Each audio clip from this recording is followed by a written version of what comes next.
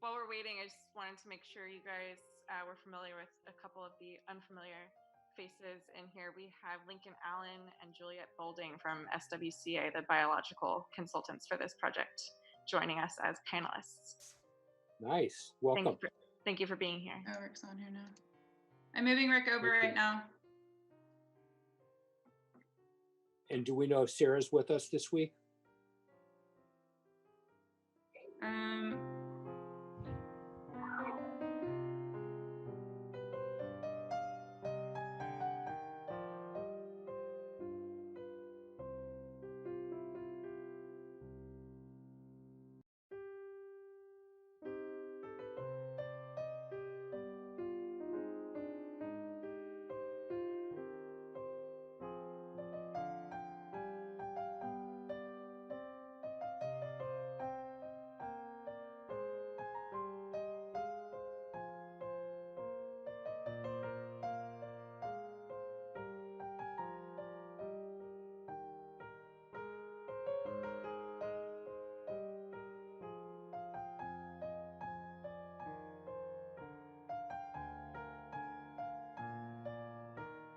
Of the City of Half Moon Bay for Thursday, October 8th to order. Would you please, by the way, here's my gavel. Someone complained I didn't bring a gavel. I have a flag. People jack hands, so you better be in order. I have a flag. I have a pledge of allegiance. Thank you, Bridget. All right. Pledge allegiance. Pledge allegiance to the flag of the United States of America, and to the republic which stands one indivisible, with liberty and justice for all.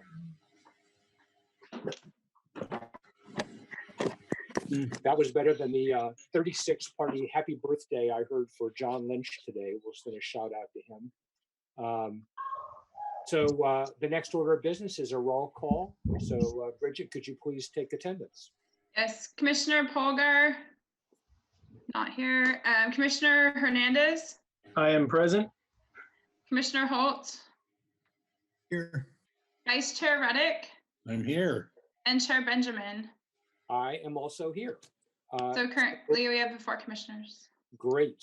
The next item of business is the consideration of the draft minutes from July the 11th and July the 25th. Are there any additions or corrections to those minutes? No. Oh, I think it's just to March 24th minutes, right? Oh, I see July. Oh, you know what? My bad. Okay. Sorry. Are there? It should just be March 24th minutes, I believe. Yes. Nope. That is. I move to approve the March 24th minutes. Thank you. Is there a second? I think that I saw Steve gesturing a second, reading between. I seconded. Yes, thanks. Okay. All in favor, please signify by saying aye. Aye. All 3 said yes, or 4, right? Commissioners, we do have Sarah on now as well. Hi, Sarah. Welcome. Sorry, I'm having. I may get cut off. Wi-Fi is not working for me right now, so I will do my best to jump back on if I get cut out. Very good. Okay, the next item. Now that I'm looking at an agenda from 2020 instead of 2017, the next item on our agenda is public comment. This is the point in our meeting where anyone who wants to address a topic that is not on our agenda can do so.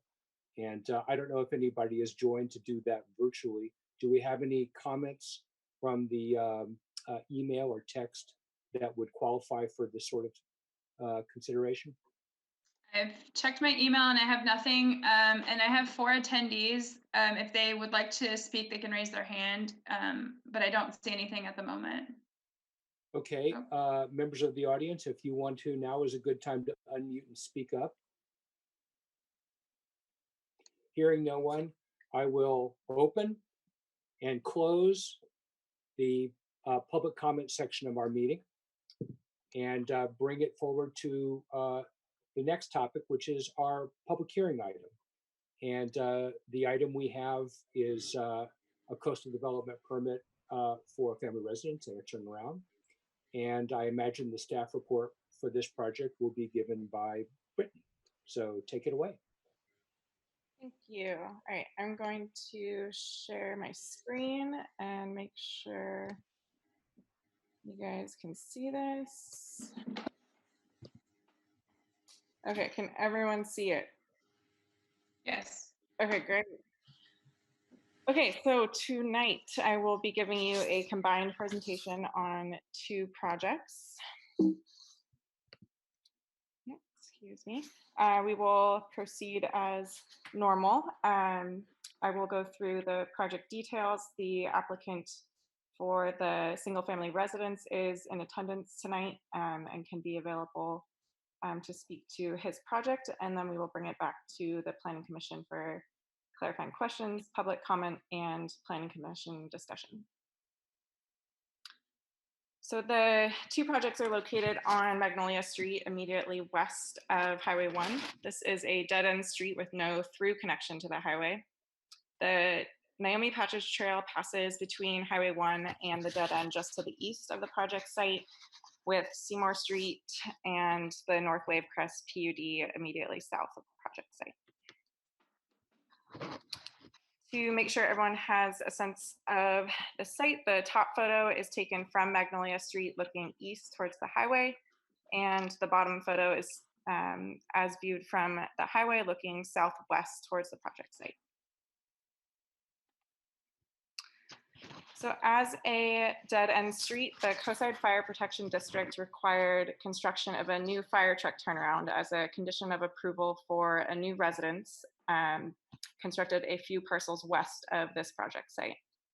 Design of the turnaround coincided directly with the planning review for the new residence at 564 Magnolia, which included a biological resource evaluation identifying potential impacts for to several special status species. So as these 2 projects were tracking along together and were directly adjacent to each other, staff coordinated the preparation of a joint initial study in order to comprehensively evaluate potential impacts. The initial study also evaluates a new residence at 574 Magnolia, immediately east of 564. But to be clear, that CDP is not before you tonight. We are just discussing CDPs for 564 Magnolia and the fire truck turnaround. Although the single family residence anticipated for 574 Magnolia does have a valid Measure D certificate, they have been working with staff on preliminary site design, and they have financially invested in the environmental review process. So to meet fire department requirements, the fire turnaround will be 50 feet by 60 feet for a total of 3,000 square feet. A portion of this does include the existing paved road, so there will be an estimated total of about 2,500 square feet of new impervious surface. And to support the fire truck load while maintaining stormwater conveyance, the turnaround requires installing a culvert in the roadside drainage. So here's a plan view of the turnaround with the site for the new single family residence immediately south. And you can see where the drainage flows through a culvert under the Naomi Patridge Trail immediately east and is captured by the proposed culvert under the fire turnaround passing through the drainage ditch here. So the new single family residence is proposed on a severely substandard lot due to lot width. It will be 2 stories with a single car garage and a covered carport, as is allowed by zoning for severely substandard lots. And the house will total approximately 1,887 square feet of floor area and complies with all development standards for the R1B1 zoning district. As you saw in the fire turnaround plan view, the turnaround spans the entire front property line. So I'll go back to that really quick. So the fire turnaround essentially acts as the driveway approach for the single family residence. So here is the site plan for the proposed residence, showing the 7 eucalyptus trees proposed for removal in the dashed circles listed here. So 6 of the eucalyptus trees are proposed for removal due to the development footprint, and 1 due to proximity of the footprint to the eucalyptus tree in consideration of wind and fire safety. So this is consistent with the fire department's plan check comments on review of this project during the planning permit stage. Their comments specified that existing trees within the defensible space have to be pruned to remove dead and dying portions, and that any trees within 5 feet of the structure have to be removed to meet fire code. So for your architectural review, the proposed home is consistent in style, size, colors, and materials with the homes in the surrounding neighborhood and is compatible with the coastal setting. The residence will step in at the 2nd story and is well articulated on all sides as consistent with the city's single-family residential design guidelines. And the home includes dark sky compatible exterior light fixtures as noted on the rear elevation here. The landscape plan includes a variety of low water plants and permeable hardscaping with a gravel patio area in the rear yard. Right there. And the site is mostly flat, and the preliminary grading and drainage plans indicate that runoff will be directed by downspouts to a detention basin in the front yard area. And as is customary, the grading and drainage plans will be reviewed in more detail at the building permit stage with stormwater calculations. So the project site is considered to be in a visual resource area as it is located within 200 yards of Highway 1. The fire truck turnaround will be constructed at grade and will not include any above grade structures and will not cause any visual impacts. The proposed home complies with the maximum height limits and all other development standards, including setbacks and daylight plane, and does not include any impacts to ocean views or hillside views as seen from a protected vantage point. So typically our story pole policy as adopted by City Council requires that story poles would be installed at the site prior to the hearing, as it is located within this visual resource area, but the policy also provides the community development director with the discretion to waive this requirement where installation of story poles is not practical. So we found in this case with the shelter order and the fact that there are no proposed visual impacts and the proposed home complies with all height and other requirements, that it was okay to waive the requirement in this case. So the applicant did provide these renderings to supplement your visual analysis in lieu of the story poles. So this is the front of the residence as would be seen by the Naomi Patridge Trail, so a little closer than the highway.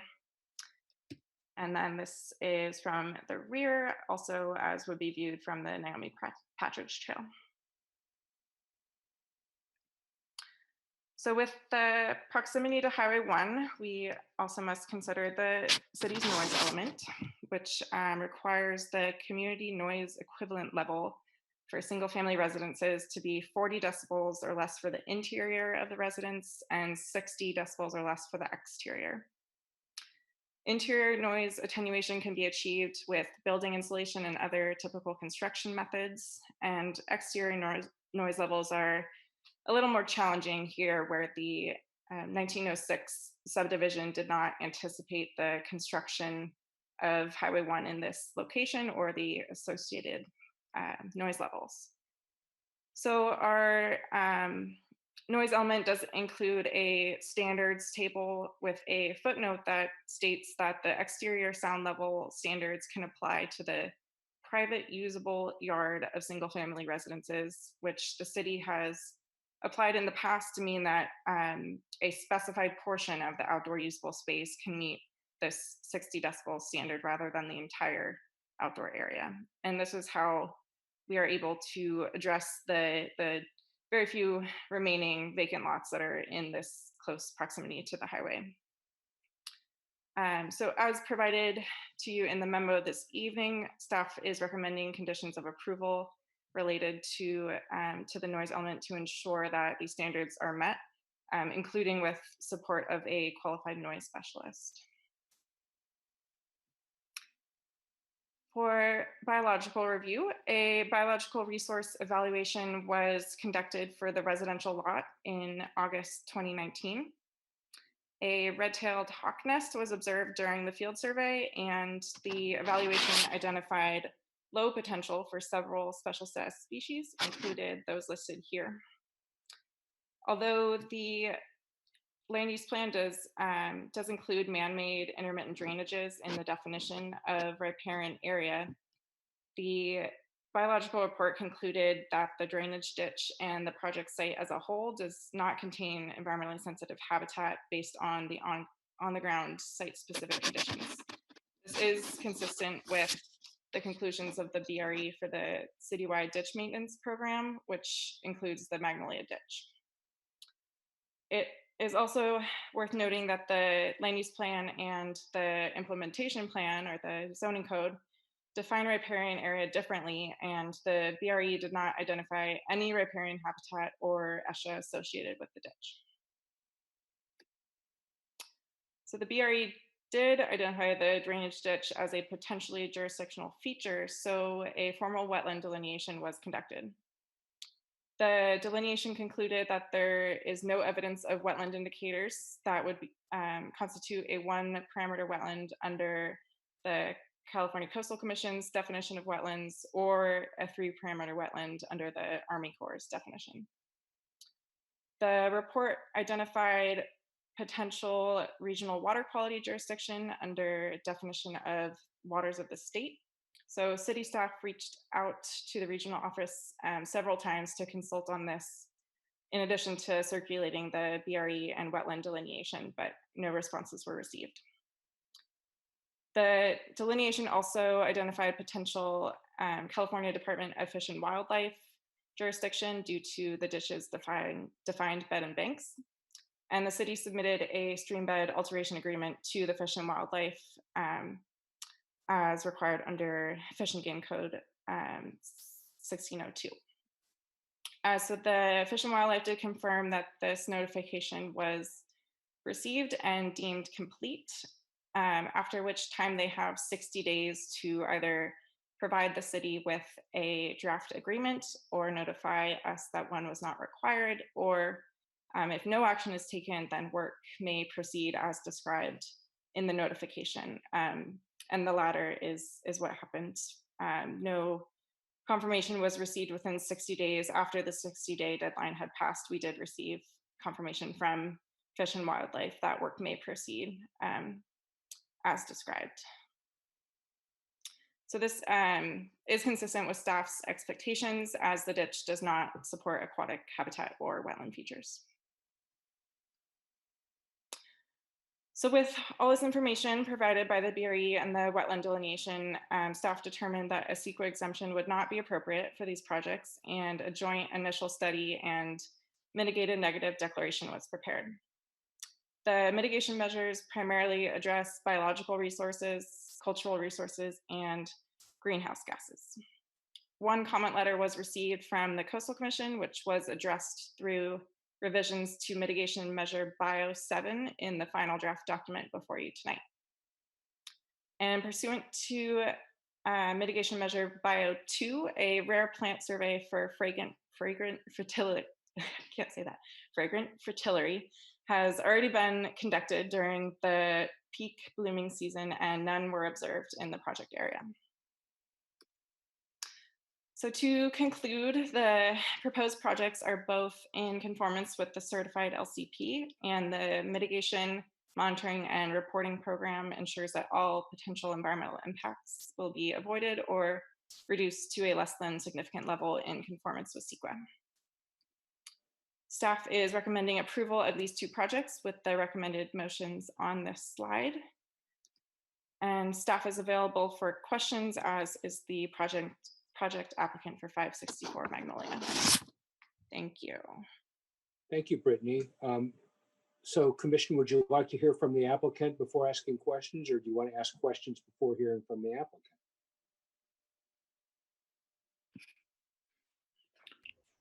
Steve?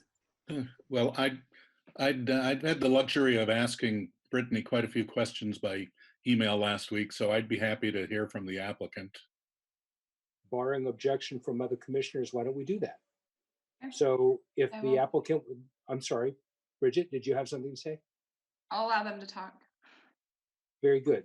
So barring objection from the other members of the commission, I'd like to recognize the applicant, which means I guess I need to open the public hearing. So let's consider the hearing opened, and welcome. We look forward to hearing your thoughts.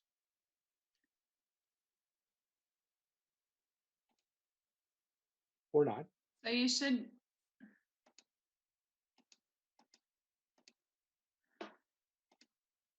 They need to Dave, are you there? Or Christy, if you can unmute yourself, I think on your end, I let you in to talk.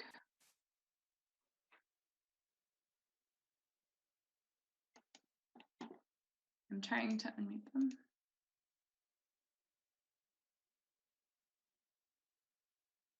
I don't know why they can't. They're blocked on there. Hold on one. I'll just move them over and then I'll move them back. Hold on.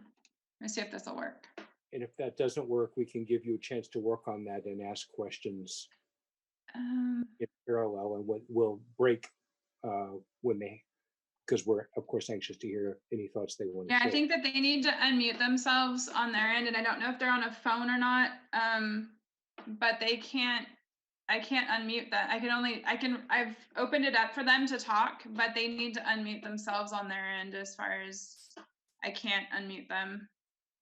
Okay, well, I'll let you guys work on that. And in the meantime, to the applicants, we look forward to hearing from you if we can.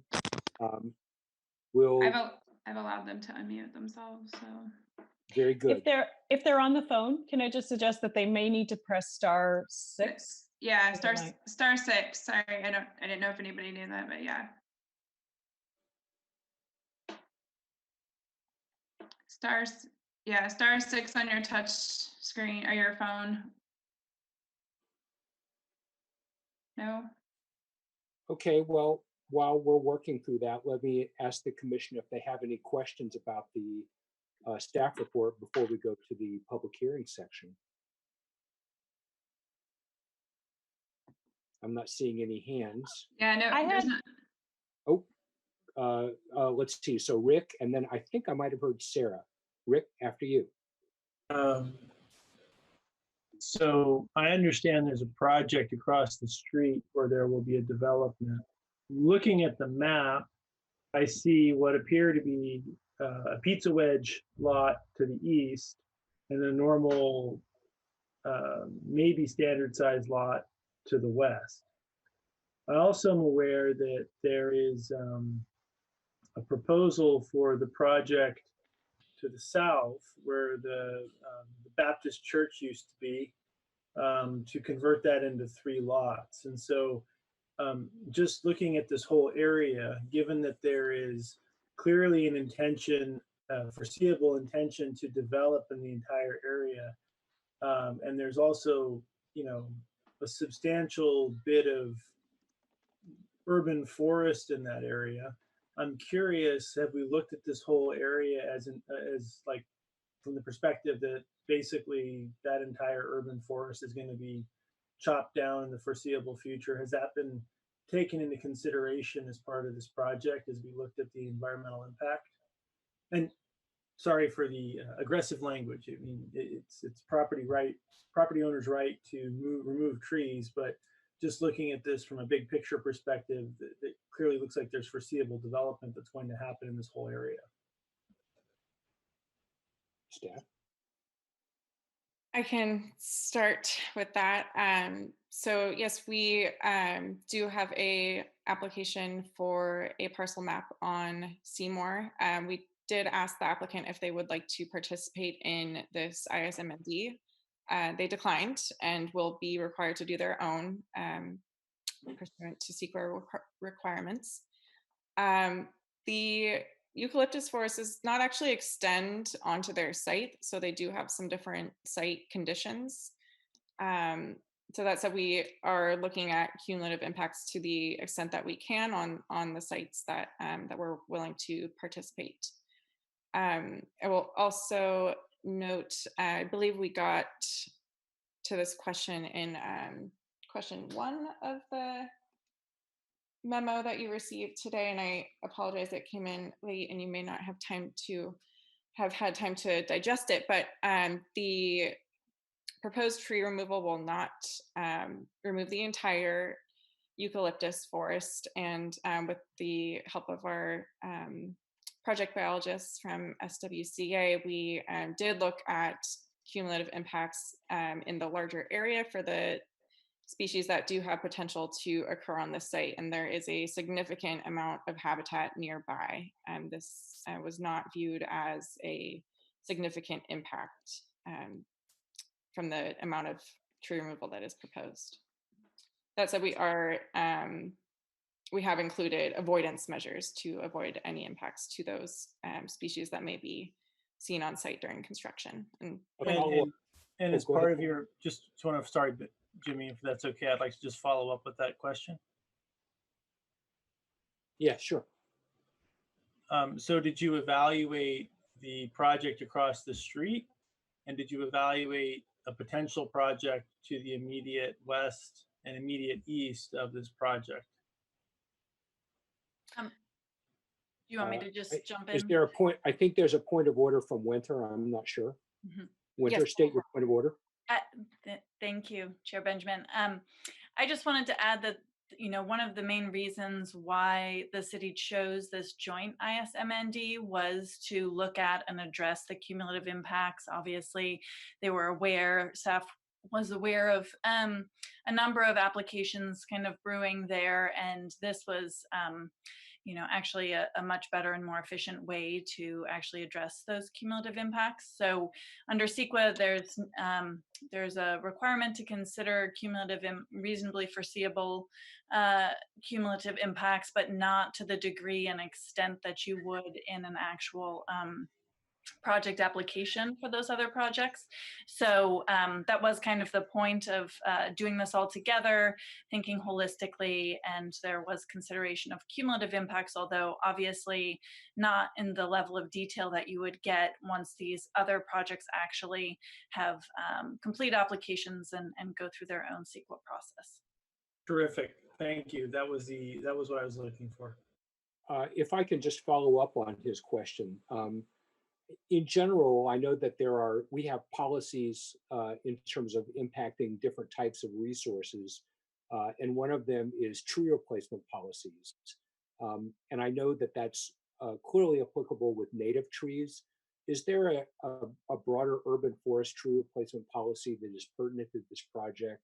And if so, does the biological proposal for landscaping, I guess that would be called a landscaping proposal, provide some kind of tree replacement that would address the concern, if I can paraphrase Rick, that this little eucalyptus forest could suffer the death of 1,000 cuts?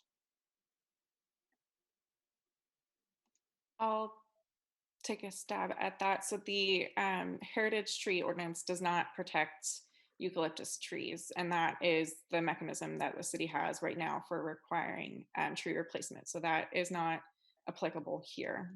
The landscaping plan does include some native tree species, but we do not have a mechanism for requiring that. And if they were native trees, we would, even if they weren't heritage trees, if they were part of a riparian area or something, losing those trees would require replacements as well, correct? So that would more fall under mitigation, where we would require a 3-to-1 replacement. Yeah, but neither of those seems to be the case here. Yeah. Other questions, Rick? Sarah, did I hear you have a question? I'm not sure. Mine was actually very similar to Rick's, and I think it's pretty much been addressed, but I just wanted to clarify that for this project, the combined analysis was for which lots? because I'm a little confused after our conversation as to which properties were included. I know it's the one that was under consideration and then the turnaround, but Mhm. there was one other, and now I'm a little confused as to which one it is. Yeah, I can jump back to my shared screen if that's okay. Yeah. All right. Let me. Oh, actually, no. Keep going this way. Okay. All right. So we have the fire turnaround area in red here, the proposed single family residence that's before you tonight in green, and then 574 Magnolia is right here to the immediate Okay. east of the proposed home. Okay. Great. And so what that means, so that's the property that participated, and that one, it doesn't. Does it have a lot of eucalyptus as well? It doesn't look like it did. Yeah, it does. Yeah. I'm Okay. not sure the exact number. I can take a look at their preliminary site plan that they've shared with me, but we don't have plans for this, right? So Okay. we did estimate, I believe it was 8 to 10 trees to be removed as an assumption in the ISMND. Okay. And then another clarification is that the views, when you said that the views currently from the trail, from the bike trail, would that's how they'd look until it's likely there's, in the future there'll be a development at 574 potentially. So that would be in between the two. Correct. Is that correct? Okay. And that would also might affect the sound. But at this point, we're just considering 564, so it really only matters the conditions that we're seeing. Exactly. So 574 would provide some additional sound attenuation for 564, but without the actual. Without, yeah, okay. All right. And then I did want to just, in regarding this tree thing, I heard something that I think was very important. You mentioned that there are other tree habitat, specifically eucalyptus, very nearby. And so I think that was I heard you mention that, and I just think that's important. And also, they may be somewhat limited in what they can grow just because of the amount of eucalyptus could affect the ability to even do, if there were a requirement to plant certain types of plants, they may not grow just because eucalyptus can be very suppressive. So I just thought those were important points that I heard. Okay, very good. Other comments, rather questions from other commissioners? Okay, I had I'm sorry, was there a hand? Yes, Steve, I'm sorry. I'm flipping back and forth between screens. Yes, it's a tough task for you, Nope, Mr. we're Chair. good. Chewing gum and talking is good enough. This is kind of a blue sky question, but I'm wondering if it is desirable, would the best case scenario be for the projects at 564 Magnolia and next door at 574 to proceed on a timeline where the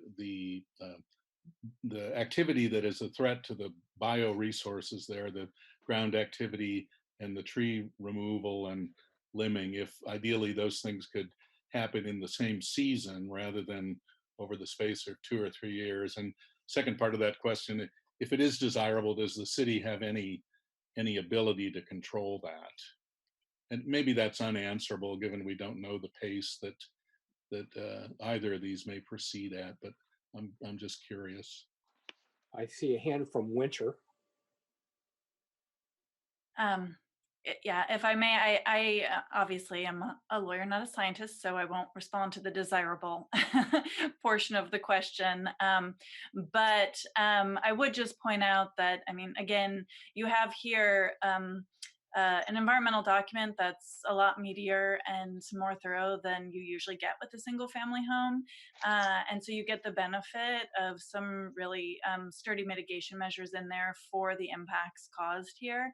So I don't know if the consultants want to speak to this as well, but from my read of it, it was a pretty comfortable and well substantiated conclusion that with these measures, including nesting surveys and parameters for when the construction and tree removal occur, that there would be no significant impacts. I don't know if there would be extra benefits to doing things at the same time. All I know is that here you've got a complete project with a very good environmental document and lots of mitigation measures that should give you comfort that moving ahead, regardless of what happens on the neighboring property, will be safe for the environment.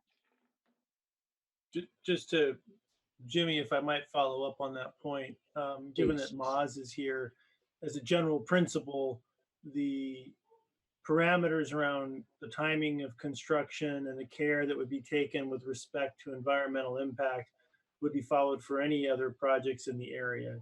You'd be looking at these as a collective and follow the same general principles. Is that fair, Moz? That's a fair statement. I agree. Great. Okay. Thank you. Sure. So since it's hard to track everybody's hands, let me go back and did you want to continue, Steve, or did that address your concern? No, thank you. That's fine. Thank you. Okay. Brian, any questions? No question. Okay, I had a couple. The first one was the document didn't speak specifically to the stream alteration agreement for which this project is. It's in an area that's covered by the citywide storm drainage agreement. And I realized that under operation of law, the requirement for a new SAA has been addressed, but I would like to just get clarity record for the purpose of having a clear record, whether our assessment is that the project that is proposed does not conflict or require any modification of the existing streambed alteration agreement.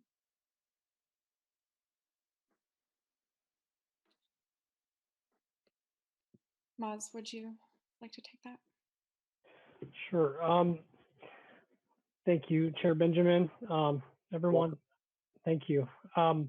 When looking at our streambed alteration agreement, it's very specific to the requirements for annual maintenance, which covers a wide variety of concerns and issues.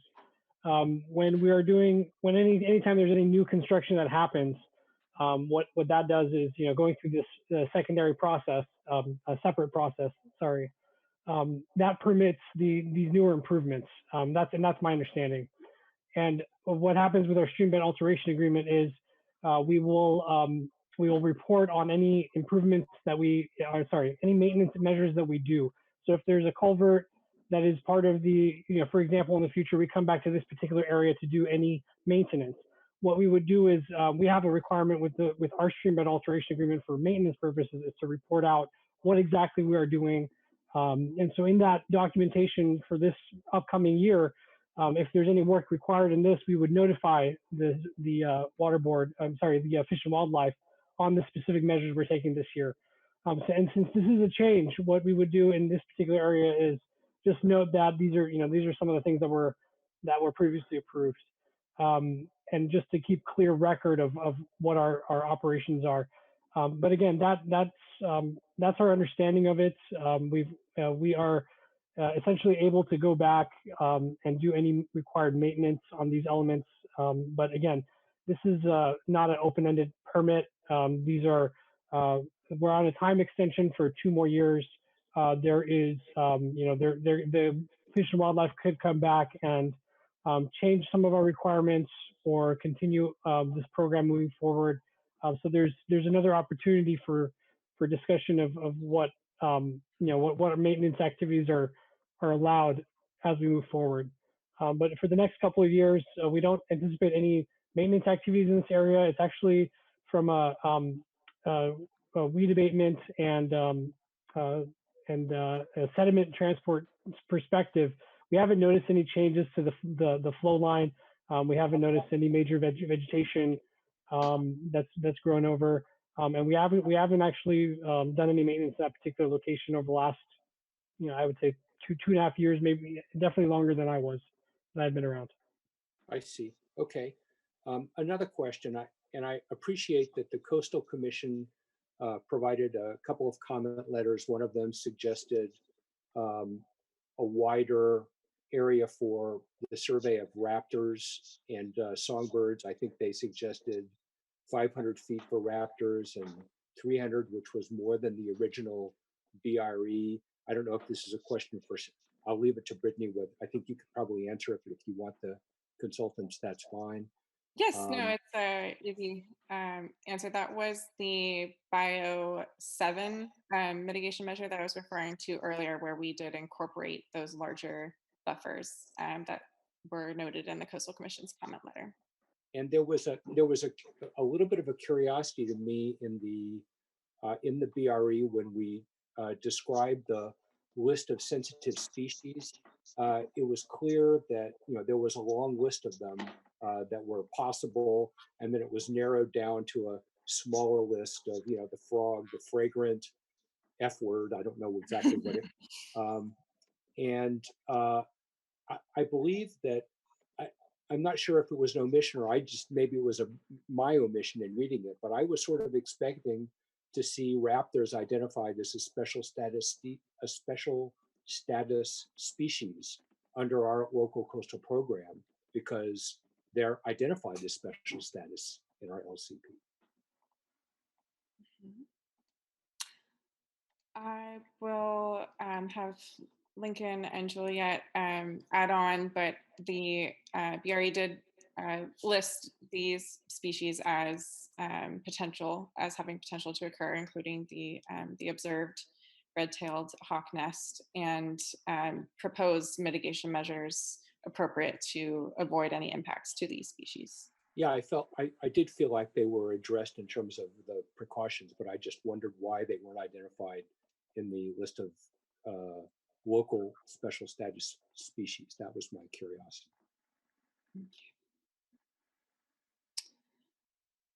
Lincoln, do you have anything to add to that? I don't. We do address the Migratory Bird Treaty Act, and that would cover, of course, raptors.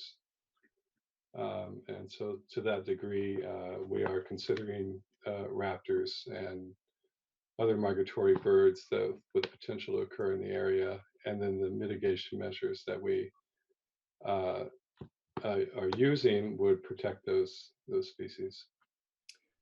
And a sort of a synthesis of that and the question that Rick asked earlier, kind of spit out my consonants here, which is that I appreciate that the removal of a couple of trees relative to a large population of trees that provide supporting habitat has a pretty minimal impact.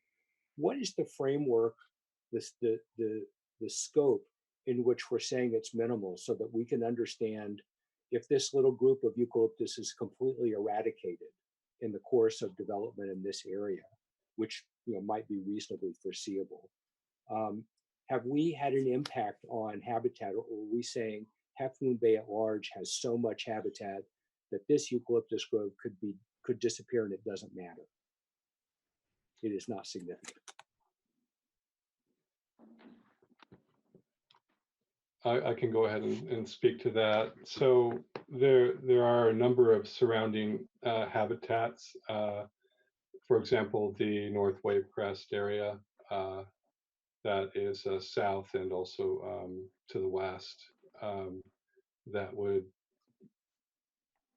in my opinion, constitute superior habitat for nesting raptors and other species, especially because that's a protected area at Wave Crest. So there's it should be protected in perpetuity. It's my understanding. So that this removal of these trees in this particular location would not likely it would not have an effect on the raptor species and other birds, but largely due to the fact that there's considerable amount of surrounding habitat that's suitable. Okay, so the quantity of trees that would provide supporting habitat doesn't necessarily include any of this forest, of this little eucalyptus forest in this area. That's what I was trying to get clarity on. All right, Bridget, have we had any luck getting our applicants in, or did they have anything they wanted you to say that No, they stated by email? if they, I checked email. Let me just check one more time on and Yeah, see if they I can see. hear me, I want to invite them while we're having conversations. I'll leave the public hearing open so we can hear from them if there's something that Yeah, they. I don't have anything. If anyone in the public that is listening and is on a phone, I can't tell whether they're on a phone or not. You can hit *6 to toggle the mute unmute. And then if you want to raise your hand, you can do *9. And I haven't seen anyone that wants to speak or has sent me an email. Okay. Well, we'll keep it open for now in case the applicant wants to get to us. I infer from everything that happened before that they did have some things they wanted to share, and I certainly don't want to deprive them of that opportunity. I had one other question really following up on the Coastal Commission letter. They had some concerns about the location of the wetland sampling. I was unclear on the response. Could you summarize, please? Yeah. Yes, I will. And Lincoln, please feel free to jump in if I miss anything. So the Coastal Commission was concerned about the timing of the field studies for the wetland delineation, and the response was that we did not identify any wetland indicators during the field study. We considered the previous studies that had been done in the area, including a BRE that was done during the wet season, and came to the same conclusions that there were no wetland indicator species on the site. So I appreciate the timing was adjusted. Unless I misread their letter, they were also concerned about the choice of locations for the samples. They did ask us to next time identify the reasoning behind the sample sites. I see. So that one's sort of open, but we're not addressing it directly right now. All right. Let's see. I think that covered my basic questions. If there are no other questions, we don't have a public hearing. It sounds like we don't have the applicants weighing in. Yeah, Winter, do you have thoughts in this extraordinary situation? Well, no, sorry, I was actually just going to point out that if you swipe your screen, Jill was raising her hand, so sorry. Yeah. Thank you very much. I apologize. I got lost in the drama of the conversation and forgot to swipe. So it was a swipe left, whatever that means. Okay, thank you. I think Brittany can also chime in, but we want to make sure that the record is very clear about that discussion about raptors. They're specifically defined in the land use plan as for Half Moon Bay as a unique species. So we just didn't want people to be concerned with the more generic terminology of a special status species as being something that was endangered or some other threatened or some other category. So they are shown as unique species in your policy document, and then in chapter 38 of the zoning code, the implementation plan, which is the coastal resource conservation standards, unique species are considered under 1838-090. And then this section gets at the comment that you had, Chair Benjamin, about just confirming that we're conforming with the critical habitat preservation needs of unique species. So that is exactly what the biological resource evaluation did include. Brittany has cited it. I think she said it was on page 11 that it was covered. I know you have a lot of information in your packet, so we just wanted to bring that unique species terminology into the record for this particular item. Thank you. No, thank you. I appreciate that. It is a unique species, and I didn't mean to imply that these particular raptors, particularly not the red tail, are threatened or endangered. All right, I think that we've given enough time for the applicant to get in if they can. Jill, did you? Oh, I think I see Brian raising his hand. Did you have a question, Brian? Nope, just a movement for hand, okay. Uh, Is just, anybody, just, just agreeing with Jill's comments, and I think that's a really important clarification about the status. yes, yes, I think we're all in agreement about that. I'm swiping right now. Anybody else raising their hand? No. No, nothing to the right, nothing to the left. In that case, I'm going to close the public hearing and bring it, oh, sorry, Winter, you want me to leave it open? I was just wondering if we could maybe try and contact the applicant just offline for a moment and see about allowing them, if they need any more support to get on this. This is, at least the single family home, this is their project proposal, and I would hate to move away from the public comment period without giving them a third shot at it. So That's fine. just Let's texting consider Jill to see if she had a magic way, or Brittany, of contacting them. I have reached out to the applicant. I have been in contact with him all day as well. He did let me know that he might not chime in tonight. He knows there's a lot of information presented to tonight, did not want to wear you out, and is supportive of staff's recommendation. Okay, well, in that case, I'm going to reopen the public hearing, and just someone remind me to close it before we consider a motion on this project. That way we're providing the greatest leeway that we can. Does that sound prudent, Winter? Yeah, that sounds good. Thank you. Okay, thank you. So acknowledging that the public hearing is open, why don't we shift from comments about the report to comments about the project, as if we might have closed the hearing, but still keeping an open mind to new input which might be received. So commissioners, who would like to open the conversation?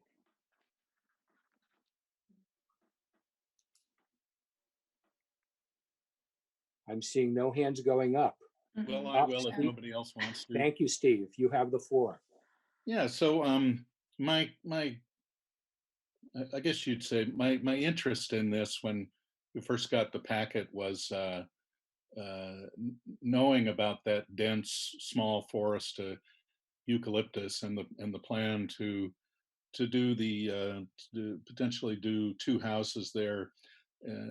Like, it made me interested in how you balance the two goals of providing the right safety from wind and fire for the houses and the residents there, with the goal of not needlessly felling the trees, even though these eucalyptus are not protected, as we discussed.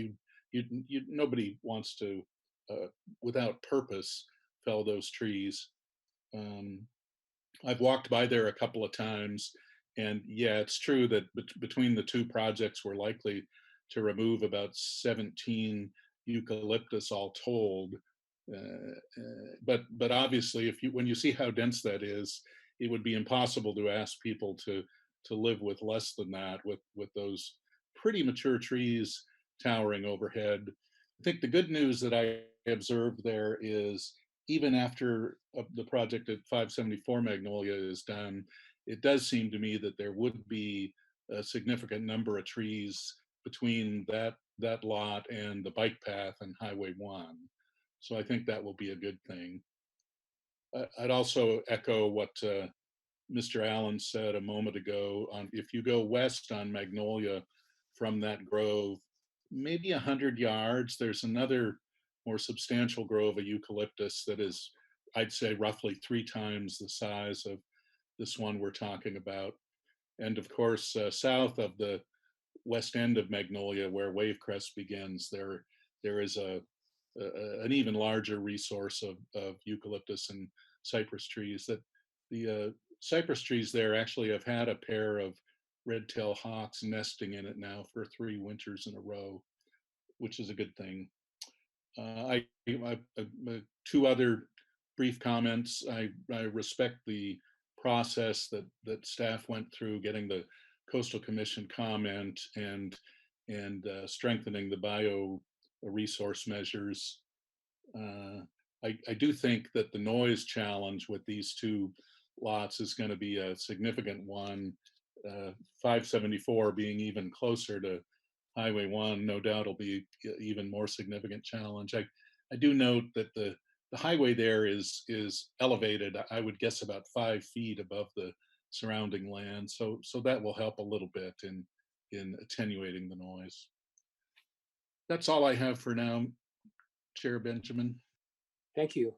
Do other commissioners have comments on the project?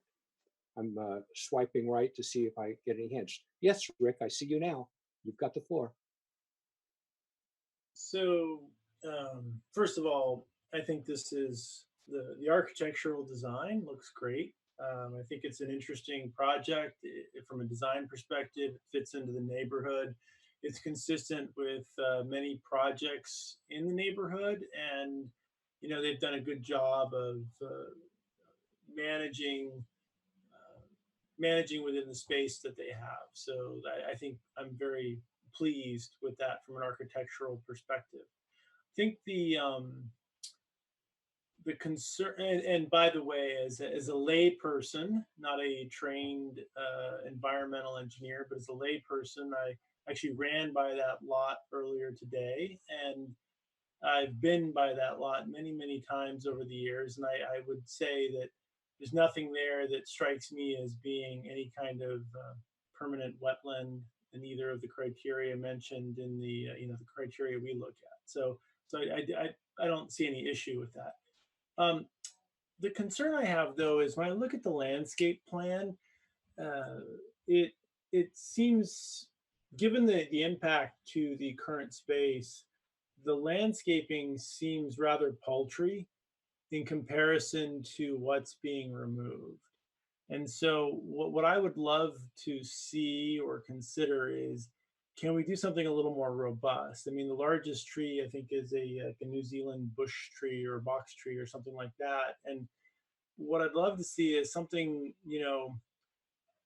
a little more substantial in terms of like trees and tree cover. I recognize we don't need to design everything, from the bench, if you will, but it definitely strikes me as we could do more to improve or to mitigate the change we're making to the scenery along the highway. So that's the only concern that I have. Thank you. Any additional thoughts, colleagues? Any reaction to either Steve's or Rick's comments? Yes, Sarah. So a couple of things. I would echo a lot of what Commissioner Hernandez and Commissioner Ruddock had to say. I would add, I guess, for the landscape plan, I wasn't necessarily so worried about that there wasn't robust enough. It was more maybe some of the selection of the plants. I don't know enough about areas that are kind of, if I understand it correctly, there will still be quite a bit of it'll still be in an understory of eucalyptus, even with the tree removal that they're doing. There'll still be that, and I wonder. Some of the plants, I don't know whether those will do well. I would also be really encouraged to see plants that are helpful for perhaps some more natives. I think that things like coffeeberry, I bet, could do really well. And I think that maybe some ceanothus. I'll be honest. I'm actually not concerned about removing the eucalyptus, frankly, because it is not. I think there are much better things that this area could be planted with or could have that would achieve the habitat of what's needed in terms of habitat benefits. And because the eucalyptus are so so thirsty. I think it's actually the amount of eucalyptus is changing the soil moisture in a large way in that area overall. And so I'd be more in favor of, I really do think that removing these eucalyptus, I don't think is going to have an impact on, based on the analysis, it's certainly not, it doesn't seem like it's having an impact on raptors, for instance. And I think that perhaps the landscape plan here could contribute to some flowering plants, for instance, like a ceanothus, I think I mentioned, or more of those that could be habitat benefit. And also probably address Rick's interests as well. They may not be as big as a eucalyptus tree, but frankly, this is all an area that didn't have massive trees like that. The coastal prairie habitat wasn't really doesn't really have large trees like that in general. So those are my comments. I maybe a little bit of a different perspective on the landscaping, but I do agree that it could use a little work, as Commissioner Hernandez pointed out.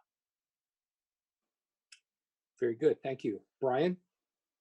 I've got no additional comments. I concur with most of what was said. The loss of the eucalyptus doesn't cause me much heartburn, and I've been sort of concerned about that area in general, just from the fire perspective there, and certainly anything we can do to reduce fire risk, especially right now, when we don't want to have two disasters going on at the same time.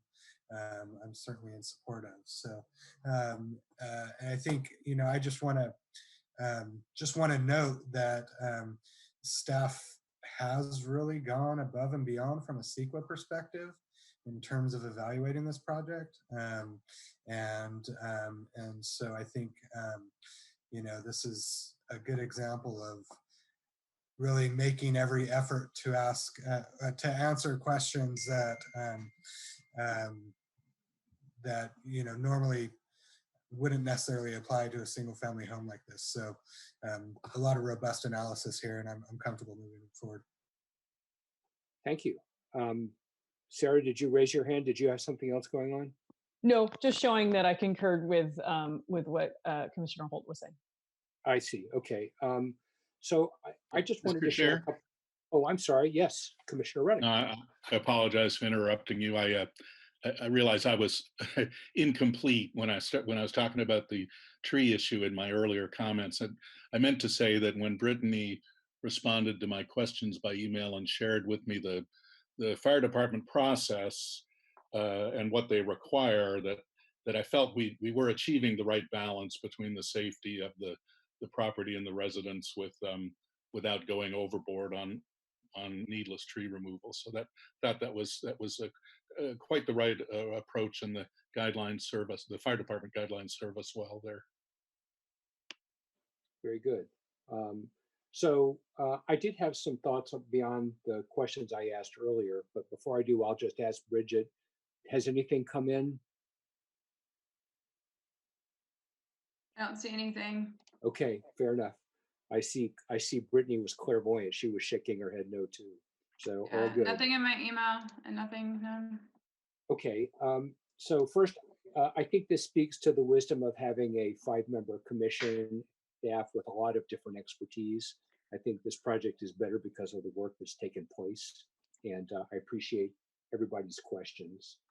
I do think that recognizing the staff's effort with respect to noise attenuation on this project is really important. I think that I'm grateful that condition 6 calls for the compliance with the noise ordinance. And I read in the late memo the idea that we might consider sound walls. I just would like to say, personally, I don't think that they're necessary. I think sound attenuation is necessary, but I think that the technology is available. I know I've gone to San Francisco and been in places that if I opened the door or I opened a window, it was difficult to have a conversation in the room. And when I shut it, it would have been very easy to sleep. So I'm confident that with the right materials, we can get a really high quality acoustic environment on the interior of this house. I have a little heartburn about the exterior, but I realize that it's not about what I want, it's about what the noise ordinance says. And there's room in that table for some leeway. So this is one of those places where I'm going to just acknowledge and be grateful that we got great compliance in the interior space, and we'll do what we can do in the exterior space. That pie-shaped lot will be another more interesting case, I think, in some ways more challenging. I'd like to also spend a minute talking about the drainage area in front of the parcel between where the house will be and Magnolia proper. It is an area that has a discernible bed and bank. It was identified in the stream alteration agreement. It is a riparian area. It's clearly one by the standards of the local coastal program. I guess it's debatable, at least that reasonable people have disagreed about whether it is also a riparian area under the terms of the municipal code, that is the zoning ordinance. But I think regardless, either way, our consideration of the riparian area has served this function that it was a flag to look for biological significance. And I think that it did a good job of that. So in some ways, this is a measure of success. I was concerned that riparian areas are also areas where the water is flowing. And that flow of water has the opportunity or the potential to change the biological quality of land, either impoverish it if the water is drained too quickly, or create isha if it moves too slowly, or some other combination of outcomes. And I felt like in this area, the addition of the culvert under the fire turnaround and the attenuation of energy by the gabion apron, that, the rocks that basically dissipate energy as it comes out from under the flow. It sounds like it's going to have the goal of preventing erosion. I'm a big fan of the preventing of erosion. If you have been looking somewhere else for the last 15 years. At the same time, I do worry about sedimentation and the attending risk of flooding. So I think they're having the stream bed alteration agreement in place to address those risks is helpful in this situation. I do think that pretending, and I don't think anybody does, but I think it's important to recognize that there is a nexus, an impact between the way the changes in water flow and sediment load will change as a result of this project and the kinds of maintenance that will be required under the stream bed alteration agreement permit. And so one concern I have is whether it turns out that we need to do more, or we have the space to do the minimal kinds of mitigations that are called for in the stream bed alteration agreement. It gives us leeway to do things like remove sediment, but it also says we'll do the least that we have to. So I want to be sure that we have adequate capacity in this and other projects in the area. I also appreciated the analysis of the wetlands. I'm glad that we're going to be more careful in the future about where we choose to take our sample points. I noticed when I've been in that area on several earlier rainy seasons that it was quite wet. It was, I was standing in water ankle deep, and in some cases even deeper, while I wasn't on that precise parcel. And the definition of wetlands also incorporates periodically covered, and I don't think we have the evidence to assert that it is periodically covered. We know it happens, but we don't know what the period might be. And I think it calls out a hole in our record keeping in some ways to understand where periodically inundated areas are, regardless of whether they have hydric soils, regardless of whether they have obligate or facultative species. And I think that's an area that we need to work on in our LCP, but it's not for us to put that on the backs of this applicant to address it this time. I think those were my only big comments. With respect to the flow, I think it's important to note that further downstream, there are areas that are recognized as Army Corps jurisdiction, further west on Magnolia, and of course on toward the ocean. And so as we think about how we're going to be managing the water resource in this area, we have to really think upstream and downstream about the impacts. And I think that is not something we have traditionally done well, but with Maz and John at the helm, I'm more confident that that's feasible and achievable and that we'll be doing that. So one more time, Bridget, or Brittany, anybody? I'm going to swipe over here and see if anybody else wants to comment. Jill, your hand is up, but I don't know if it's to speak. You're muted. Ah, there you are. I just want to make sure that folks know that SWCA has been looking at this ditch for many years now for different reasons for the city. And really, I think it's important for the record that they are going to use good locations for checking these wetlands. Really, the guidance that we had from the Coastal Commission was they wanted us to communicate more information about what we had done, not so much questioning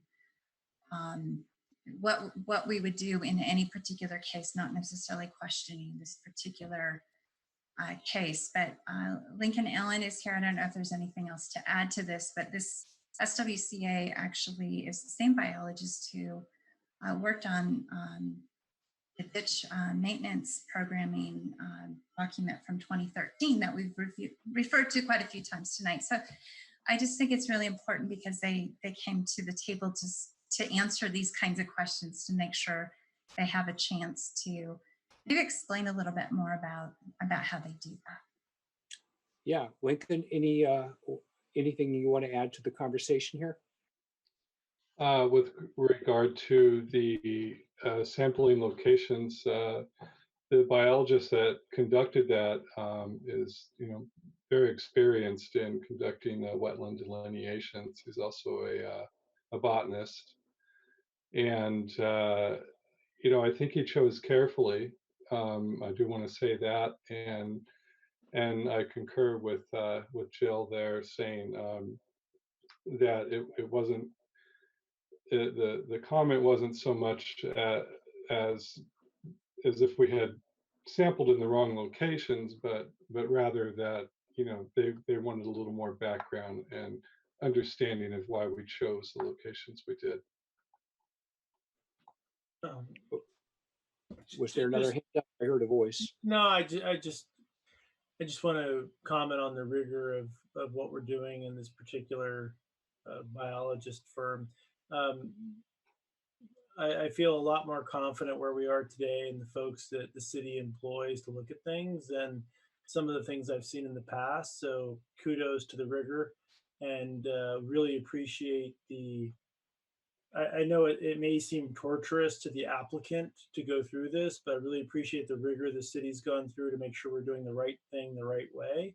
It's really important on these types of projects, and it allows us to look at the public and say we've done the right thing the right way every time. So thank you so much. I just appreciate that. Very good.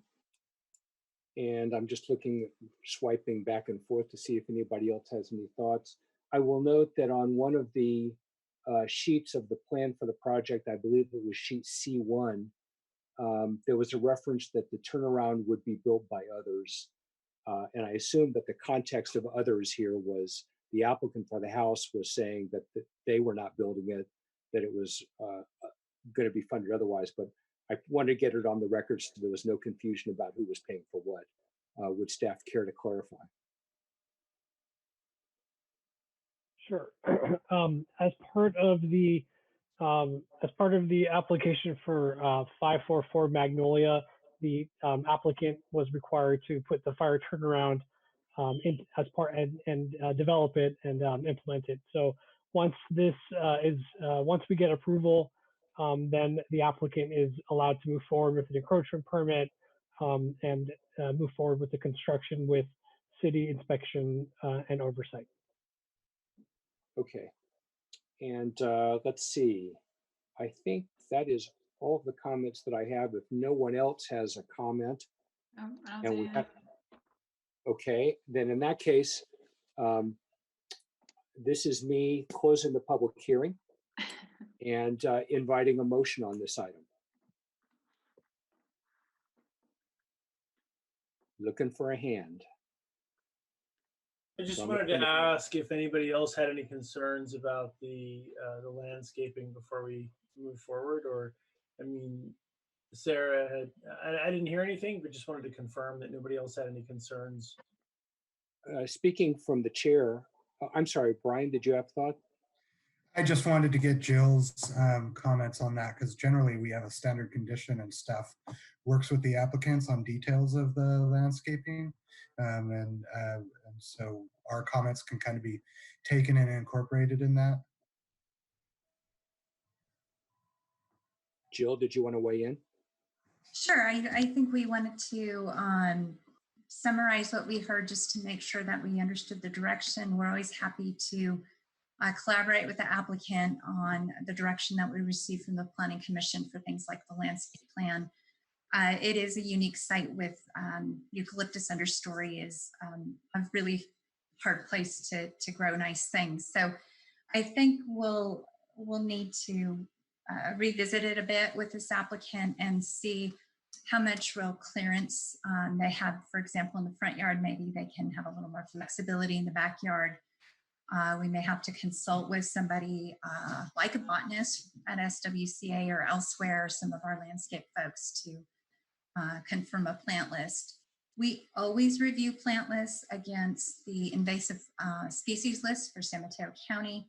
We are always, of course, adhering to the WELO, which is the Water Efficient Landscape Ordinance, which is a state law, and looking for not only drought tolerant and not only California natives, but coastal natives that are familiar to Half Moon Bay dirt and what you're used to seeing around here. So we look for that, and I think you can be comfortable doing that. If you'd like to amp up a condition, you can. There's already a standard condition that allows what we would call minor modifications that don't require an amendment to the CDP. Thank you. And thanks for asking, Brian. I will say for my part that it is a little, I also love trees, and it saddens me, even though these are eucalyptus, I don't quite have the, I wouldn't call it disdain, but the lack of deep affection that I hear in some of my colleagues for these trees. It would be nice to have other trees in this area where it's feasible. I do note that there is a riparian area in the front yard. I know some plants, some trees, species Salix, that do pretty well in riparian areas. So there are some options that you might want to consider that would be a nice native and they grow fairly tall, not as tall as eucalyptus, but they do provide valuable habitat. Certainly something to consider. And so I would say I support your goal of getting a little lusher vegetation. If staff has some enough clarity and there weren't objection from other commissioners about how to move forward with providing a bit richer landscape in this area, I think we could address that concern. Any other commissioners want to think about that? Steve. Yes, Chair, Steve. I'm like you. I'm a little bit sad when I think of trees being chopped down, even if they're the lowly eucalyptus. But I am in the big picture. I'm happy to be guided by Commissioner Polgar's wisdom on this. About this is a coastal prairie, and the eucalyptus is the biggest invasive plant in our world, and let's not go overboard there. But yeah, I hear what Commissioner Hernandez is saying as well. I think if and when that project just to the south of these lots at 555 Seymour comes to pass, that will be additional change from the open space that we see there now, and that some form of landscaping that belongs there and fits in, even if it doesn't make sense to try to grow big trees there, would be a good thing to do. And I'd be happy if staff would take that on to manage that through this project. So I heard at least 3 commissioners thinking that beefing up might be a good idea. I think if Sarah? Yes. Yeah, I actually think that what I heard Jill say is that they have the flexibility to work with the applicant on that, and so I don't necessarily want to add a condition to or beef up a condition. I think that it sounds like they can do that work already, and I want to maintain flexibility because I think it may be really tough for the applicant to find we may be suggesting things that don't actually grow very well under eucalyptus. So I'd rather that they have the flexibility to kind of work with them instead of including it as a conditional or adding to a condition. Through the chair. Yes. So I'm totally comfortable with Sarah's point to let staff work on this and let the professionals figure out the best way to address this. My concern was two things. One, the landscaping plan I got through the digital file that I received was very difficult for me to read. And so looking at that, I'm like, I don't know what this is. This looks rather paltry, and it's difficult to understand what's happening. So that's the first concern. Is that again, I'm not a landscaper, nor am I an architect, and so it's difficult to look at what's happening here and get a sense of how is this going to look. I know a few of these trees through my experience on the commission, and so I would just ask city staff to take the lead and make sure we do a good job here, quality job that works in the space, given all the conditions that they've got to deal with. And I trust staff to do the right thing the right way. Second thing is I have zero sympathy for eucalyptus tree other than the fact that they're monarch butterfly habitat.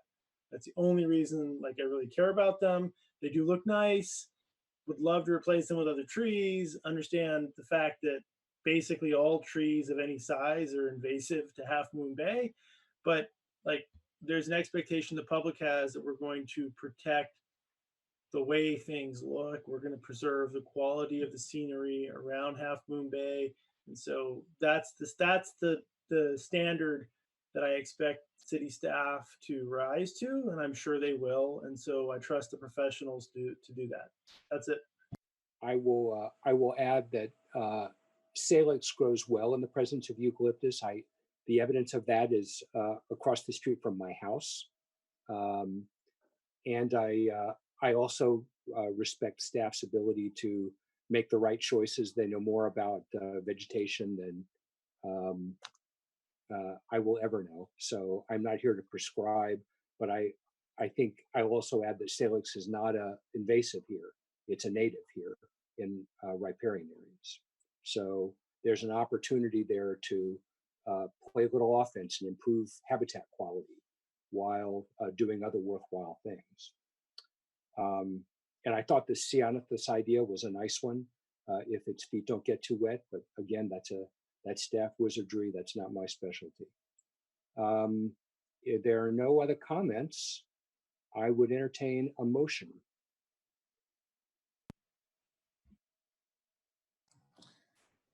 I'll move that we approve the project. I second the motion. Okay, so Jill has a question, and Yes. Brittany. Brittany and Jill have the same question. We want to make sure that you are incorporating the revised condition of approval from your memo that was about the noise standards and how that would be processed through the building permit. Actually, Yes, thank you, Jill. separate question. We have two resolutions. I'm not sure if that requires. Yeah. Also that. Separate motion. So I don't have the second memo popped up. While I'm bringing it up, I'll just say I recall one section that indicated sort of not a mandate, but it was encouraging towards sound walls. And I strongly prefer that we achieve the goals, that we do achieve the goals, but that we achieve it without resorting to sound walls.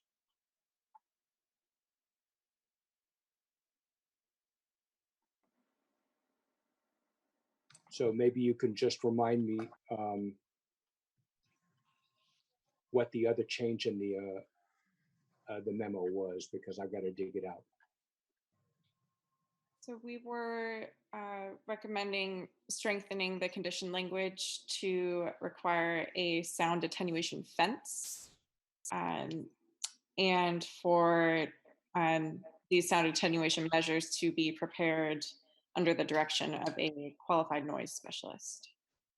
Yes, I recall now. Yeah, those are acceptable to me. I don't know about other staff. I shouldn't jump the gun like that. And I was not the maker of the motion, so that question belongs to the maker.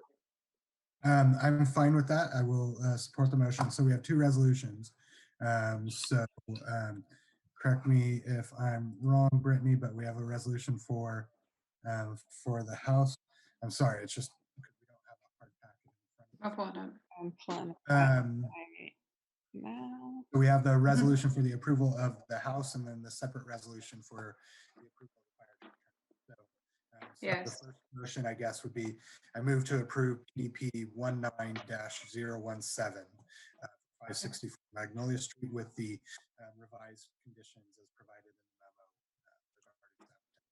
Is anybody else lost him on the record? I can't hear. Yeah, you. we kind of lost He's him. fading out.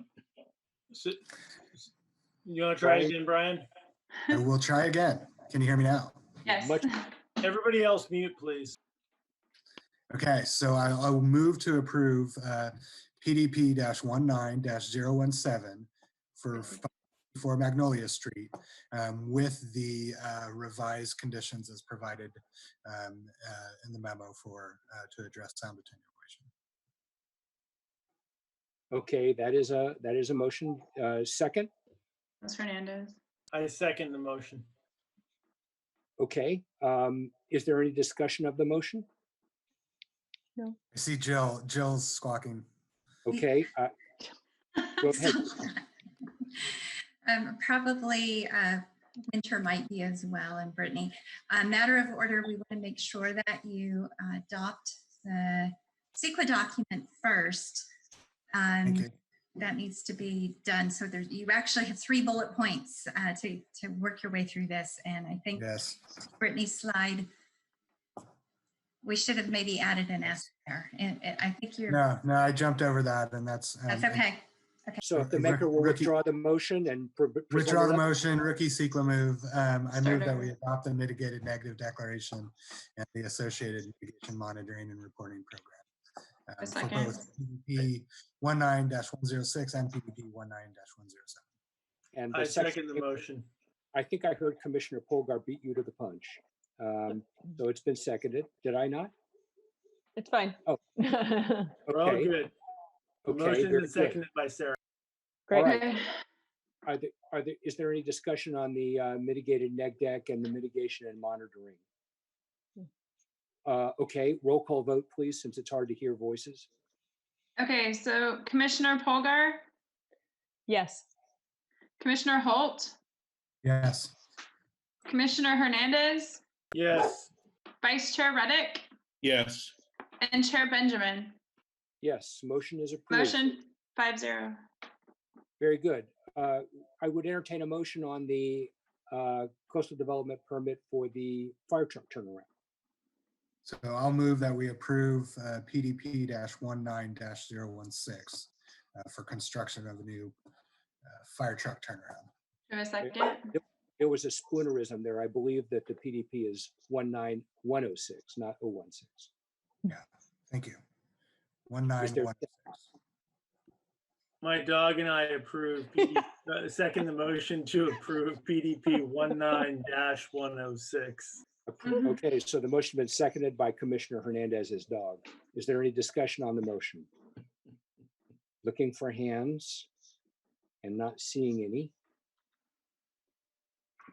Okay, roll call vote, please, Bridget. Commissioner Polgar, Yes. Commissioner Holt, Yes. Commissioner Hernandez, Yes. Vice Chair Reddick, Yes. and Chair Benjamin. Yes. Motion's Okay. 5-0. Thank you very much. We have one more here. Do you want to make a motion to approve it?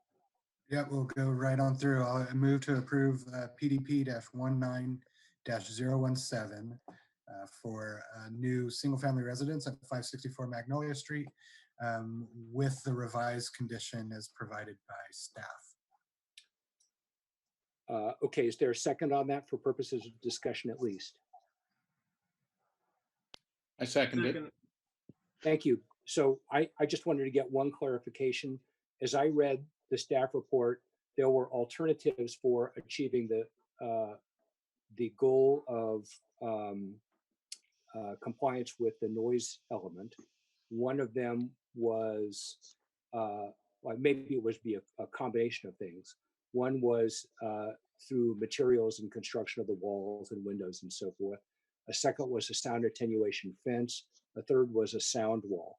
And I wonder whether there's any preference in the maker of the motion or the seconder as to whether any of those are equally agreeable or some are less agreeable than others. I would note that there is a preference that staff avoid development of a sound wall. Thank you. Is that acceptable to the seconder? Yes. Okay, it's been moved and seconded. Could I please have, if there's no further discussion, could I please have a roll call vote? Commissioner Polgar, Yes. Commissioner Holt, Yes. Commissioner Hernandez, Yes. Vice Chair Reddick, Yes. and Chair Benjamin. My dog says yes. Motion passes 5-0. Very good. All right, that concludes the public hearing item, and we move on to the director's report. So Jill. Jill's gonna squawk one more time. I didn't like that, but I We just, don't view you as a squawker. I know. Hey, I want to be clear on your motion and including that modification regarding the noise condition of approval. The reference to the sound wall is part of a write-up for you, a detailed write-up about how to review the noise element and apply it to the proposed project, whether it be a site-specific like this one or a subdivision. And that concept was part of that attachment to your memo. The actual language of the proposed revision to the condition of approval makes no reference to a sound wall. We assume that you do not want one there. It's not, in our opinion, appropriate there. And so we're not going to change the condition of approval that we presented to you because we think it conforms to what you just discussed. But you might have been looking for an edit in your minutes, and I want to be clear what you're getting. Okay. Yeah. But, No, thank you. So speaking for myself, and I think probably from the motion and second, it was just to provide a sense of the commission about where we wanted to go to achieve compliance. okay. Great. All right. Well, thank you very much. We have a brief director's staff report tonight. Just check in with you on a few things that are going on. So first of all, it did come up tonight, and this was your second meeting in this format, and your second meeting where you've had only your packet was all through PDF and other electronic files, which is hard with plans. So we appreciate that landscape plan did not come through very well. So we're going to try to figure out other ways, if depending on how long we're going to be doing this, so that the plans are going to read better for you, or if there's a way to have them prepared in such a way as a hard copy that they could be dropped off with in the realm of what we're allowed to do under the COVID-19 shelter protocol. So you can give us feedback about this after the meeting. Shoot an email to Bridget. I'm not sure how hard this was on this particular project. The house plans we thought they looked good in the packet. The site plan looked pretty good, but that landscape plan did not read. We understand, and so we'll keep working on this. We want these meetings to be just as high quality as any other time that this fine planning commission gets together, and we don't want to compromise the work that you're doing. To that end, this is it's a lot of work for staff to these happen and to get all the documents together and work with our applicants. So we're going to meet again on May 26th. We need more time to get ready for that meeting. You should be seeing quite probably that night the capital improvement program general plan confirmation item. There are a number of other items that we're preparing for you. They need to be noticed, and we'll try to have a nice balanced agenda that isn't too heavy, because we will still be in this format, and we'll come to that in a minute. I had mentioned to you at your last meeting a month ago that we were going to have the notice of preparation for the Poplar Gateways project, and we are not. That's a CIP program that we need to set aside for a while we're working through council's budget priorities, and this is a really active, challenging area that is before them right now.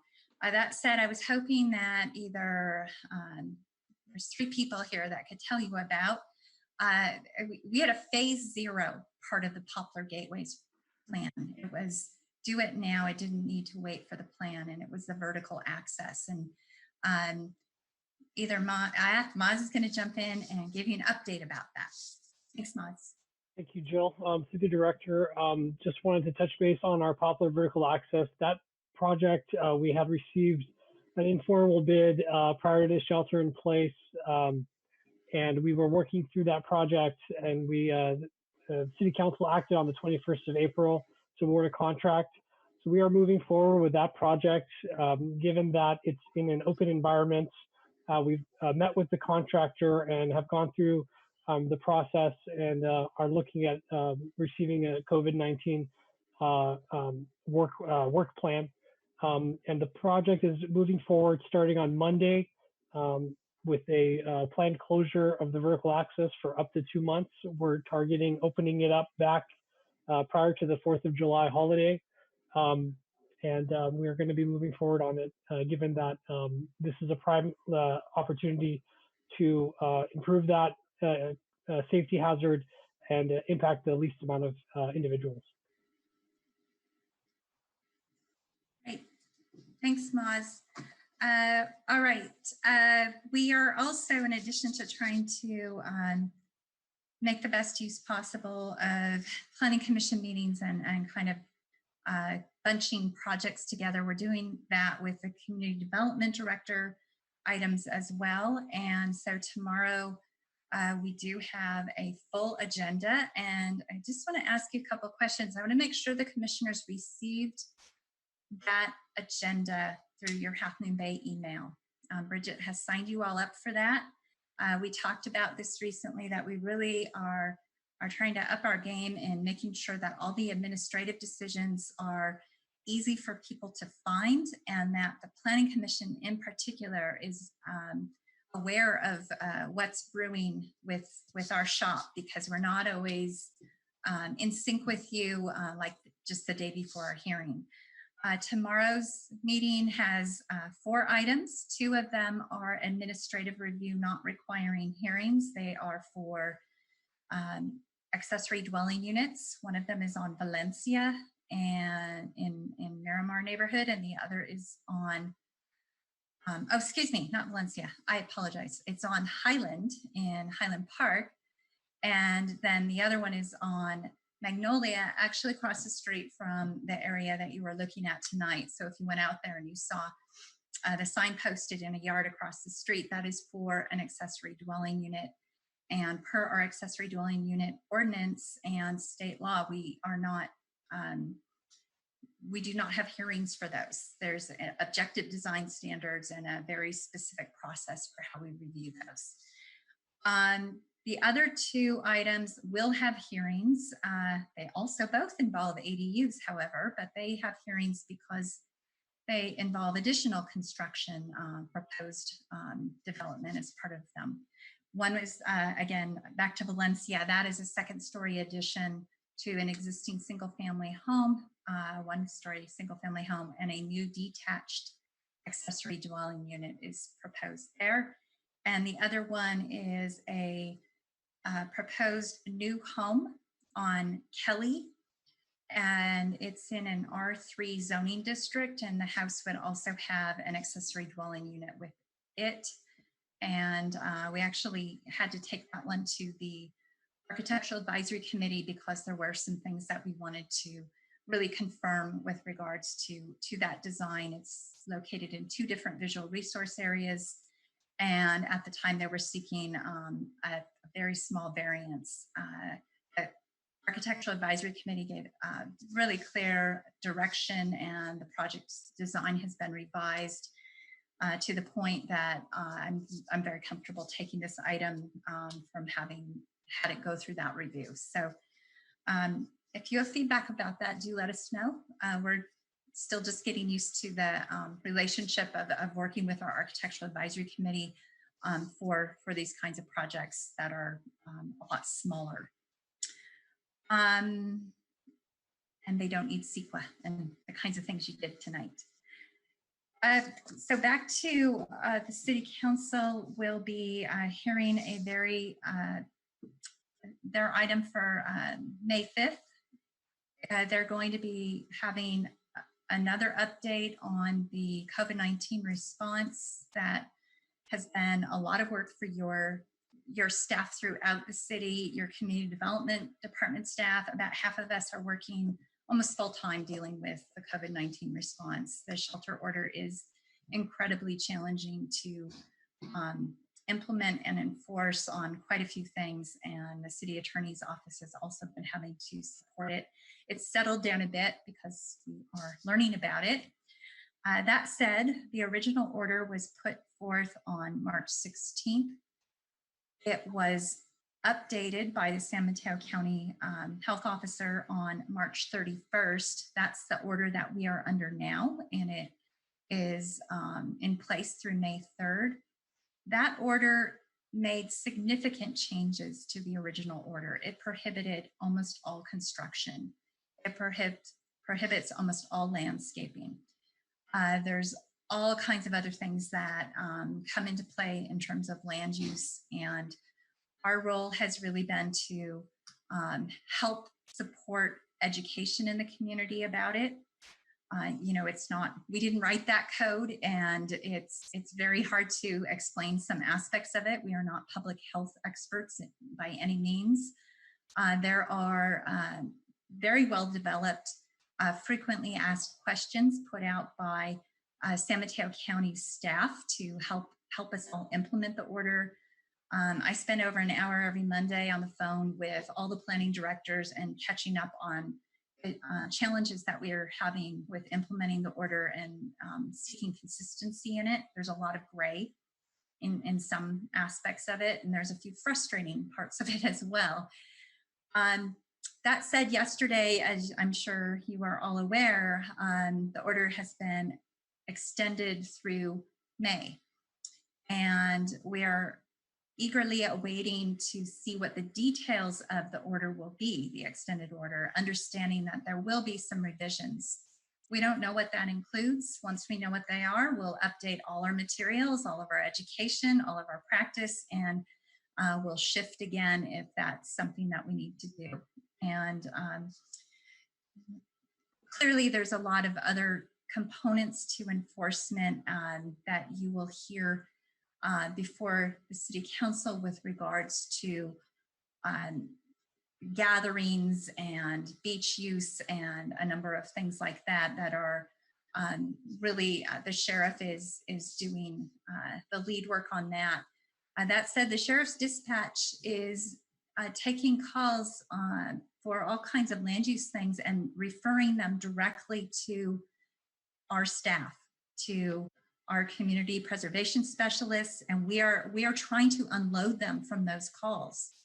And there's a lot of them, or at least there were a lot over the first 2 weeks of that new March 31st order. So this is a fabulous teamwork effort, and we check in frequently and work hard to make sure that we're consistent, and we're devoted to the cause of supporting the community's safety. I'm personally devoted to the cause of the safety of staff, and It's really important to us. It's so important to me that we have very strict City Hall protocols for when we occasionally need to go in and pick something up. We're still predominantly off-site, that we have to reload our boxes of projects to keep working on them. And we are working very hard. So I want to share that with you. And we will therefore, on May 26th, I think we could expect to be in this format definitely that date. But we're not really sure when we will be able to transition to live meetings, because gatherings were one of the very first things that was restricted. So let's work hard to get good at this. Any feedback you get from community members, please share it with us. We will talk to our applicants about how this went for them, and we would just really like to do our best during this period. So thank you. Thank you very much. We move now to the, are there any questions from members of the commission on the director's report? Yes, Rick. I just wanted to thank city staff for the work they're doing to mitigate parking issues in town. I'll say in our neighborhood, I see the San Mateo County sheriffs addressing people who are inappropriately parking in our community. I will say that my friends who live near Roosevelt Beach, to the north of that area, would love a little more enforcement in their neighborhood as we all try to stay safe. So that's the first comment. Second thing is to Moz and the work we're doing around Poplar Beach. I read the note from the city today, and I'm pleased that we're moving forward with that project. I know the city's got a lot of issues on its plate right now, and it's probably a good time, since most people, shouldn't be, the traffic going to the beach should be mitigated. So it's probably a good time to work on the vertical access. So what I would encourage city staff to do would be to maybe put additional signage that says access to the beach is closed on Poplar Beach. That might actually help a little bit more as well. So something to consider as you guys move forward. And I should have noted with regards to that enforcement that John Dowdy, I know he had to go work on he's working on a staff report, but he hung out with you tonight in case anything came up on that item.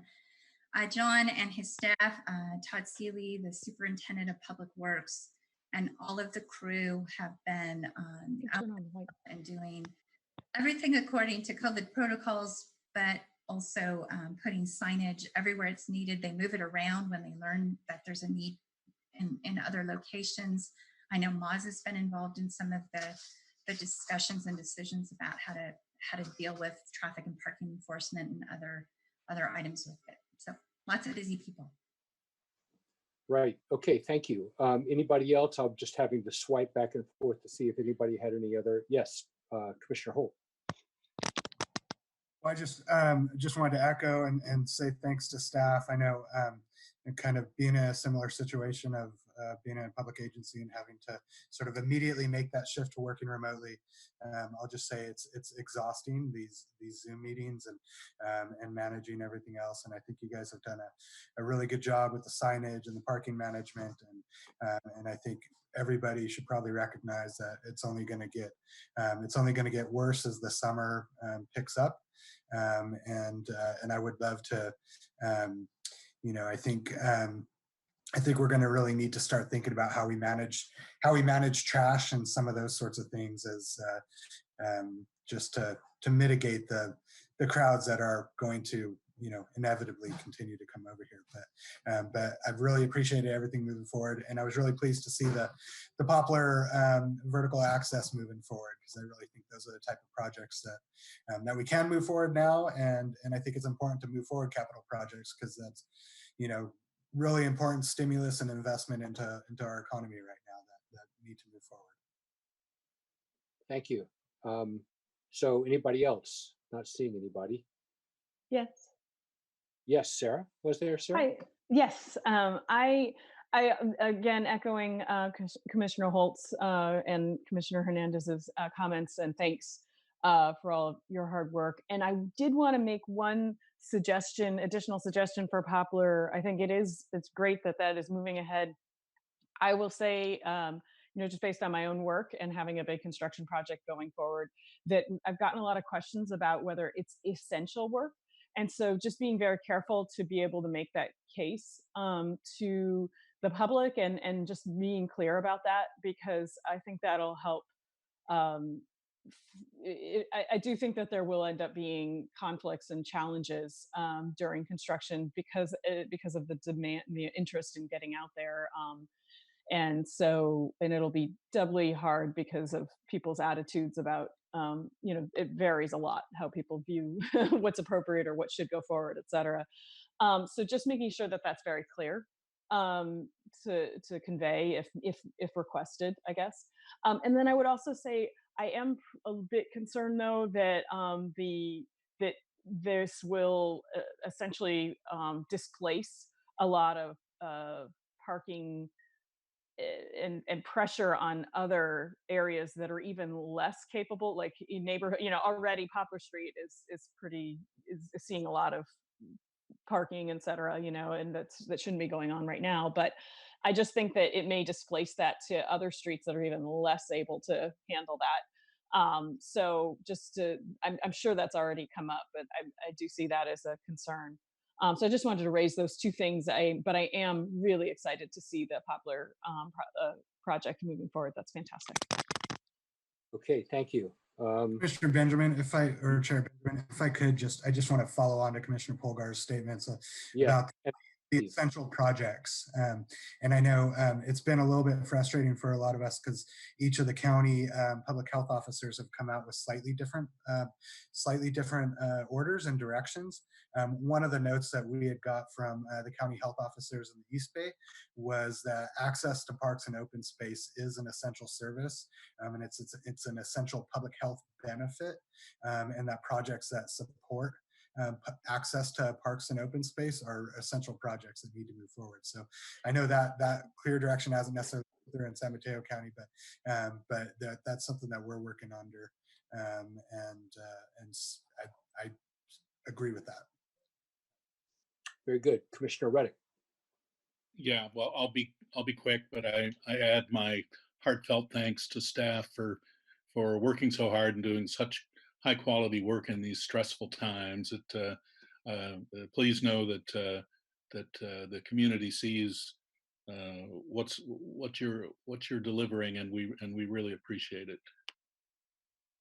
Very good. I will add my thanks as well, and just say, with respect to your interest and feedback from the members of the public, members of my neighborhood who don't stay up late at night looking forward to their next meeting of the City Council or Planning Commission have told me how much they enjoy the opportunity to view these over the web.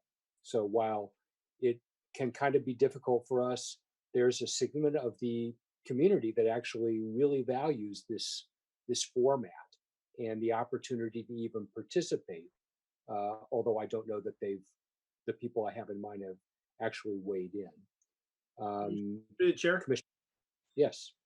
So one thing that is worth mentioning here in this forum, and it's unfortunate that John Dowdy's not here, but the trails are getting a lot more use right now, especially where we live, which is great. People need the mental health break and they need the exercise. But one of the discouraging things is there's a lot of medical grade trash, like face masks, that is appearing near especially near the start of the trailheads, on Seymour, on Poplar, on other areas. And I know the city has engaged a project to help clean up the beaches. It might be, given the limited traffic on the beaches, it might be a good use of those resources to have folks take a look at some of the trailheads. I'm sure other communities are seeing things. And I mean, normally I'd pick up trash and just throw it away, but given the situation we're in right now, I'm not so excited to pick that stuff up. So it would be helpful if we could figure out a way to address some of that, and especially given that we're going to have probably more traffic, more people are going to get outside, which is a good thing for everybody who lives here. And just wanted to call that out, as if you guys could have a conversation about that at some point. Yeah, what's safe for us needs to be safe for them. What's unsafe for us probably is unsafe for them. So there's a tricky balance to be struck, but I appreciate the sentiment.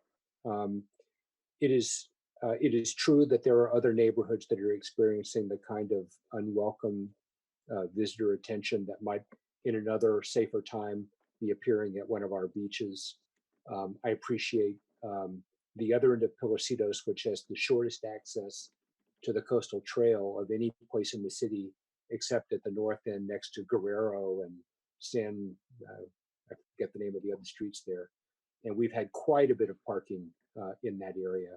So your comments about movement off of Poplar, I don't know which one is falling where, but there's certainly a great deal of demand, and I think it's going to present a challenge. I also want to recognize that staff has gone out, dealt with some unpermitted activity. Recognize that Jill dispatched Joe to deal with a situation that was brought to their attention earlier this week, and I appreciate that. So the ongoing code enforcement in some ways is even more difficult now, but people who would be inclined to ignore code requirements might view this as an opportunity. So it becomes very valuable, and I appreciate the effort that's being undertaken. So thanks to you and Joe on that score. Are there any other comments on the director's report? Okay, are there any planning commission? Commissioner Benjamin, I see a comment from Maz. Oh, I'm sorry, Maz. Yes, please. Sorry, I just wanted to add a little bit about on the parking enforcement end. I know that was a comment that was brought up by a number of folks.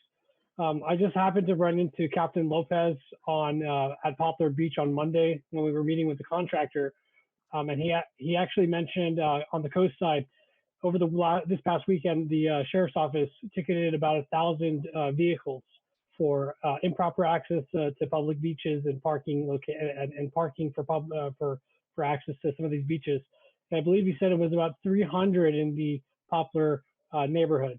So I just wanted to mention that the sheriff's office is on top of that as well, and they're doing what they can to try to help mitigate that inflow of visitors. And I thank them and you for bringing it up. Okay, any planning commission communications? Swiping left, swiping right. Sarah, no? Okay.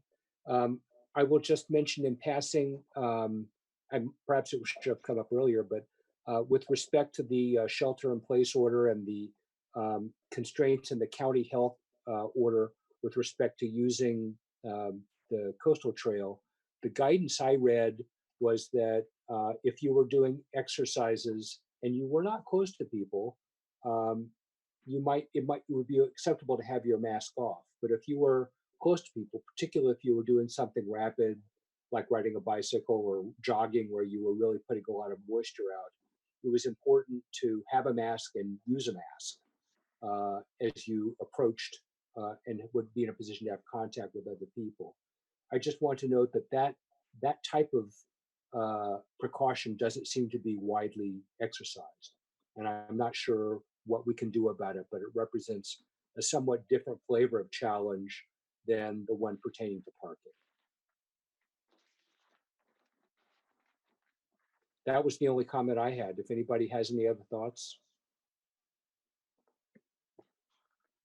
Okay, hearing none. The last item on our agenda is a motion to adjourn. Do I hear one? Oh, I'm sorry, Jill, did you want to weigh in? No? Were you making a motion? Okay, only in your dreams. Is there a motion to adjourn? I make a motion. Adjourn. I heard. Okay, it's moved and seconded. All in favor? Aye. Aye. We are adjourned. Thank you all. Thank Good night. Thank